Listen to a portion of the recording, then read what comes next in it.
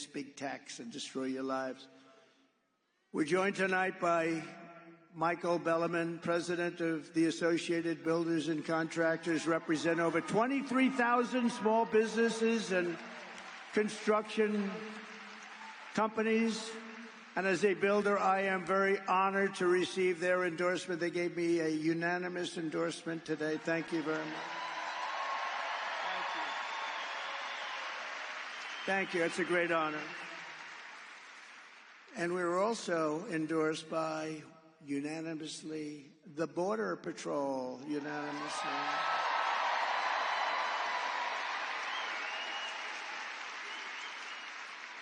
And I say modestly, they said he's the greatest president we've ever had and the strongest on the border. They said it's not possible to be stronger.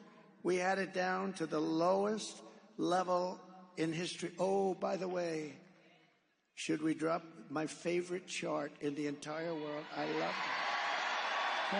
Drop that chart, please. Drop it. Let's see, we're going to... Oh, there it is. I was looking at me. I started looking at me, and I'm looking. I do not like to wear... I don't like my hair tonight. I started looking at me, but I'd rather look at the chart. The chart... I wouldn't be here if it wasn't for that chart, right? Wouldn't be here. I wouldn't be here. But if you notice the arrow on the bottom, I take it to bed every night and I kiss it. Roll it up and just kiss it. See the arrow on the bottom? That is the day I left office.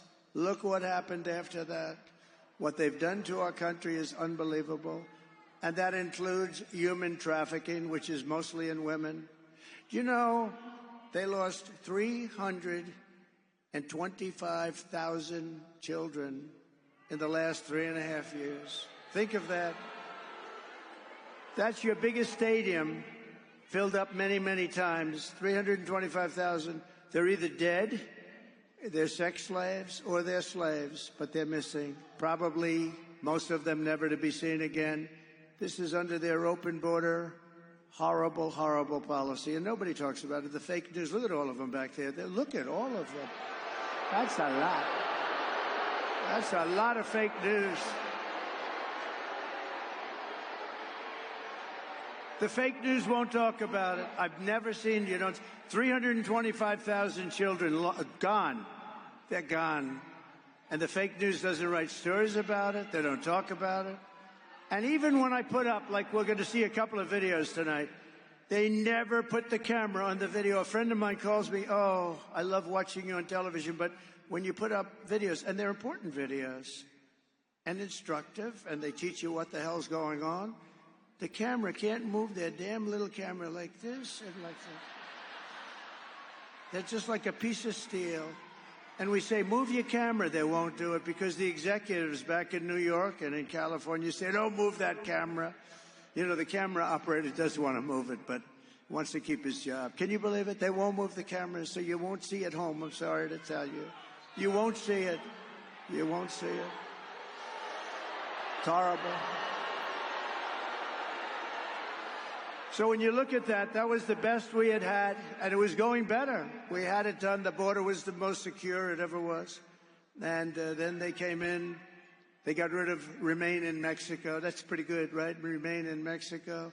Wasn't easy either. It was Remain in Mexico. When I said to the president of Mexico, he's a good guy. He's a socialist, but that's okay. These are minor details. But I said, listen, President, we want everybody to remain in Mexico before they come in. We want to check them out before they come in, Mr. President. He laughed at me. He said, that's so funny, Donald. Why would we ever do that? I said, you're going to do it 100%? You're going to do it 100%? No, we cannot do that. We're not going to. Why would we do a thing like that? That would be hundreds of thousands of people. That's right, on your side of the border, not on ours. He said, we will not do that. We will not do that. I said, listen, I don't want to embarrass you, so send me over your representative. And a man came over to the White House 2 days later wearing the most beautiful suit I think I've ever seen. And I wanted to ask him, who is your tailor? But I didn't think that would be an appropriate way to start the negotiation. most gorgeous looking. The guy was a handsome guy. That suit was like perfect. But I thought I wouldn't do that. And I said, we want a couple of things, but we want you to, number one, provide us thousands of soldiers free of charge because you're letting people pour into our country. They said, we won't do that. I said, yes, you will, 100%. He said, we won't. I said, yes, you will. He said, no way. I said, way. And I said, you're going to do it. And the woman from the State Department, very good woman, but a terrible negotiator. She was 25 years. All she did was Mexico. And I said, we want this, and we want that. We want all these different things, 10 different things. The medical stay. We wanted everything. And she said, sir, I've been after that for 25 years. I said, well, maybe you and I are different. I will guarantee you I will have it by the end of this meeting. So I told him, you're going to give us all of these different things, and you're going to keep the people there, and we're going to let the people in if we want to, because we want to have people come in, but we want them to come in legally, right? And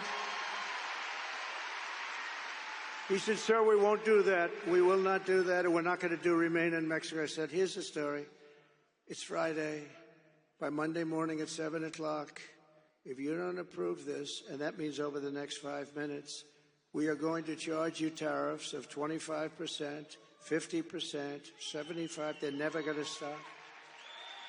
He said, sir, you can't do that. That's not fair, sir.